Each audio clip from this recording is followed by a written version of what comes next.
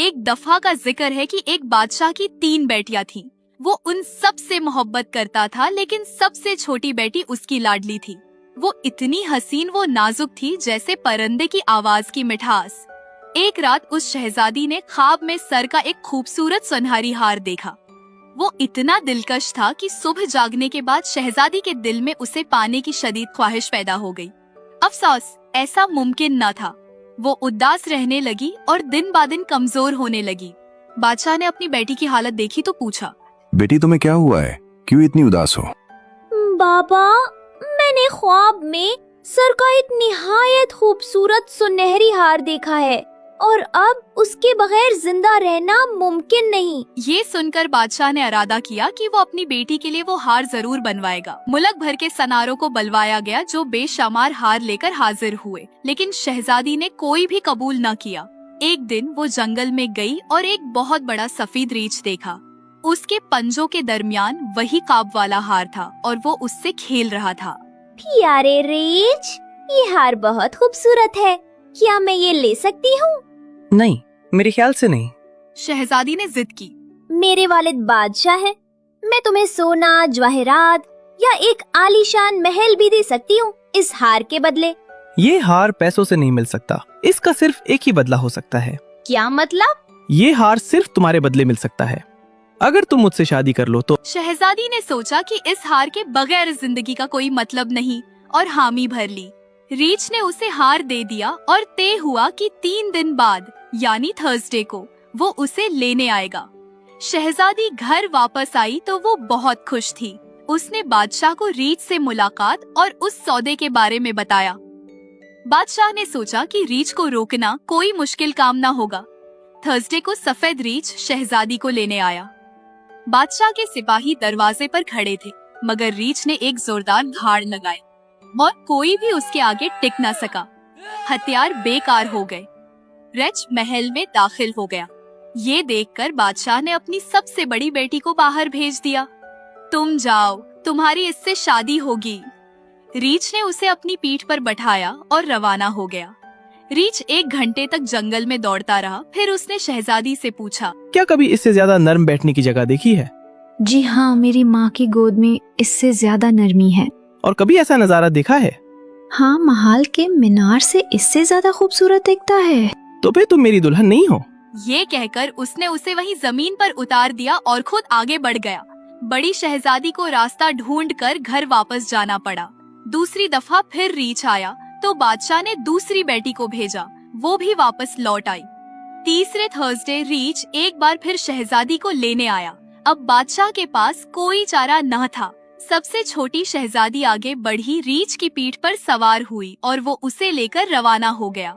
रीछ 1 घंटे तक जंगल में दौड़ता रहा। फिर वो रुका, शहजादी की तरफ मुड़ा और पूछा, बताओ, क्या तुम कभी इससे ज्यादा नरमी से बैठी हो? नहीं, कभी नहीं। मैंने इससे ज्यादा नर्म फन नहीं देखा। और क्या तुमने कभी इससे ज्यादा खूबसूरत नजारा देखा है? नहीं, कभी नहीं। मैंने इससे ज्यादा खूबसूरत नजारा कभी नहीं देखा। तुम ही मेरी असली दुल्हन हो। रीछ खुश हुआ। आखिरकार वो एक शानदार महल पहुँचे। वो महल इतना हसीन और आलीशान था कि शहजादी का महल इसके मुकाबले में कुछ नहीं था। शहजादी उस महल में बहुत आराम से रहने लगी। उसे हर आसाइश मयस्सर थी। दिन के वक्त सफेद रीछ कहीं चला जाता और रात को लौटता।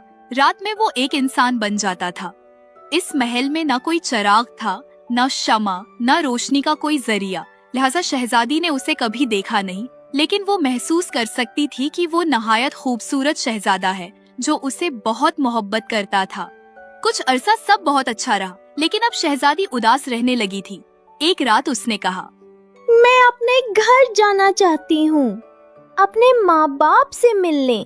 लेकिन तुम्हें एक वादा करना होगा कि तुम अपनी माँ का कहना नहीं मानोगी, बल्कि बादशाह की बात सुनोगी। शहजादी ने वादा कर लिया। जब शहजादी अपने घर लौटी तो उसका खानदान बहुत खुश हुआ।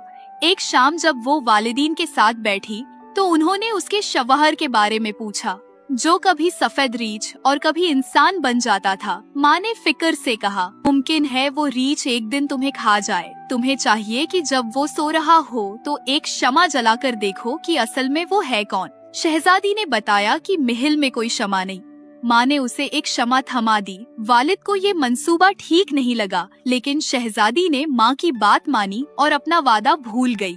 अगले दिन सफेद रीछ शहजादी को लेने आया और वो दोनों महल वापस लौट गए।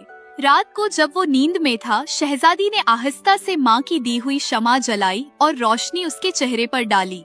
वो इंसान की शक्ल में हैरत अंगेज हद तक खूबसूरत था। देखते देखते शमा से एक कतरा गर्म मोम का उसके माथे पर गिरा और वो जाग गया।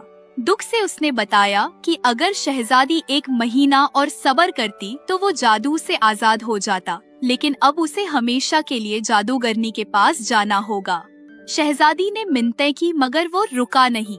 जब वो रीछ की शक्ल में जाने लगा तो शहजादी ने उसके बाल थाम लिए और उसकी पुष्ट पर सवार हो गई। वो दौड़ता रहा, दरख्तों की शाखें और कांटे उसके जिस्म को जख्मी करते रहे, यहाँ तक कि शहजादी थकन से गिरकर बेहोश हो गई। आँख खुली तो वो तन्हा जंगल में थी। वो शौहर की तलाश में निकल पड़ी। रास्ते में 3 झोंपड़ियाँ आए। हर जगह एक बूढ़ी औरत और लड़की मिली, जिन्होंने न सिर्फ सफेद रीछ की खबर दी बल्कि शहजादी को जादुई कैंची, शेशी और सफर का हौसला भी दिया। शहजादी को एक और झोंपड़ी मिली जहाँ एक लड़की जादुई कपड़े से खेल रही थी, जो हुक्म देने पर दस्तरखान बनकर हर नामत से भर जाता था। लड़की ने वो कपड़ा शहजादी को दे दिया कि उसे सफर में ज्यादा जरूरत है। शुक्रिया अदा करके शहजादी दोबारा सफर पर रवाना हुई, यहाँ तक कि वो एक शफाफ शीशे की फिसलन भरी पहाड़ी के दामन तक पहुँची। वहाँ एक बूढ़ी औरत से उसे मालूम हुआ कि रीछ कल ही वहाँ से गुजरा है। झोंपड़ी में भूखे बच्चे मौजूद थे। शहजादी ने जादुई कींची से कपड़े काटे, फ्लास्क से मशरूब पलाया और दस्तरख्वान बिछाया। बूढ़ी ने खुश होकर कहा कि उसका लोहार शोहर शहजादी के लिए लोहे के पंजे बनाएगा ताकि वो पहाड़ी चढ़ सके। लोहे के पंजे पहनकर वो दिन रात रेंगती रही और बेलाखिर पहाड़ी की चोटी पर पहुंची, जहां एक महल था जादूगरनी का, जो 3 दिन बाद वालिमून यानी रीछ से शादी करने वाली थी। शहजादी ने कींची के बदले 1 रात का सौदा किया, मगर जादूगरनी ने वालिमून को नींद की दवा पल्ला दी। अगली रात फ्लास्क के बदले 1 और रात ली, मगर वो भी वैसे ही गुजर गई। वालिमून ना जागा। तीसरी रात भी जादूगरनी ने वालिमून को शाम 7 बजे नींद की दवा दी। शहजादी आई, आवाजें दी, मगर वो सूता रहा। इस बार दीवार के उस पार मौजूद कारीगरों ने शहजादी की रोती आवाजें सुनी और सुबह वो वालिमून के पास गए और बताया। वो चौंक उठा, दिल में उम्मीद जागी। इसी दिन शहजादी ने महल के नीचे बैठकर जादुई कपड़ा बिछाया, जिस पर ज़याफत सज गई। जादूगरनी ने यह देखा और फिर 1 रात के बदले कपड़ा खरीदने की पेशकश कबूल कर ली। लेकिन अब वालिमून होशियार था। जब जादूगरनी ने दवा दी, उसने चुपके से वो कालीन पर फेंक दी। शक होने पर जादूगरनी ने सुई चबुई, मगर वालिमून ने बर्दाश्त किया। जब शहजादी आई, वो जाग रहा था। दोनों मिले और तय किया कि जादूगरनी से हमेशा के लिए नजात हासिल करेंगे। शादी की तकरीब वाले दिन वालिमून ने कारीगरों से पुल में खुफिया फंदा बनवाया। जुलूस में जादूगरनी और उसकी 7 सहेलियां सबसे आगे थी। पुल के तख्ते खुले और वो सब गहरी खाई में गिर गई। बाद अज़ा, वालिमून, शहजादी और मेहमान खजाने समेत सल्तनत वापस गए। रास्ते में तीनों झोंपड़ियों से बेटियां लेकर महल लौटे और सब हमेशा खुश रहे। सोने के ताज का ख्वाब सिर्फ खूबसूरती का ख्वाब नहीं, ये अजमत, रूहानी बुलंदी और बातनी रोशनी की अलामत थी। शहजादी के लिए ये ताज महज जेवर नहीं था, बल्कि उसकी हिम्मत, उसकी तलाश और उसके बेलौस इश्क की गवाही था। वो सिर्फ रीछ के साथ नहीं गई, बल्कि उसकी तकदीर की साथी बनी। हर आजमाइश में उसका साथ दिया और एक नादीदा ख्वाब को हकीकत के रंगों में ढाल दिया।